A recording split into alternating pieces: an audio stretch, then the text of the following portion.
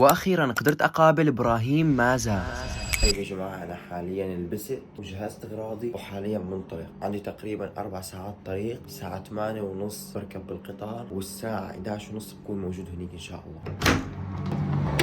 توكلنا على الله يا جماعة. وبعدها رحت على محطة القطار وركبت بالقطار وتوجهت على ألمانيا. طبعا الرحلة كانت كتير طويلة ومتعبة، ويا جماعة كمان كانت شوي مكلفة. فأكتر شي ممكن يعوضني عن هالتعب والتكاليف انكم تعملوا فولو، فلا تبخلوا علي بالفولو يا جماعة. بعد 3 ساعات ونص بالقطار وصلت وركبت بقطار تاني، وبعدها كملت مشي تقريبا 20 دقيقة. ما شاء الله، ملعب بايرن ليفركوزن. يا جماعة كتير توترت لأني عملت جولة حوالين الملعب وطلعت لمكان مرتفع وطلعت على الملاعب، وللأسف ما كان في ولا لاعب. كتير خفت إني أفشل، ولكن الحمد لله رب العالمين بعت لي شخص جدا ساعدني.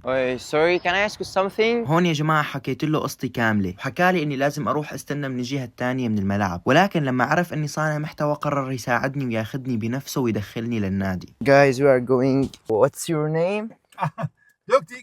It's nice to meet you. وهذا الشخص طلع هو كشاف النادي، دخلني على النادي وحكى مع السكيورتي مشان يساعدوني، وطلعني لفوق على المكان اللي بيكونوا موجودين فيه اللاعبين. وهذا المكان ممنوع اي شخص يدخله الا اذا معه حدا بيشتغل بالفريق طبعا. وكمان اخذني جولة بالنادي، شفت المكان اللي بيعملوا فيه المؤتمر الصحفي، وشفت الملعب من الداخل، كان حرفيا روعة يا جماعة. وكتير اشياء تانية كمان ما تصورت. يا جماعة الريل صار جدا طويل، يعني تقريبا دقيقتين، مشان هيك الجزء الثاني راح يكون بعد بكرة. بالجزء الثاني راح استنى ابراهيم مازا، اصور معاه واحكي معاه واتحداه تحدي. استنوا الريل الجاي راح يكون بعد بكرة، ولا تنسوا التفاعل على هذا الريل. سلام.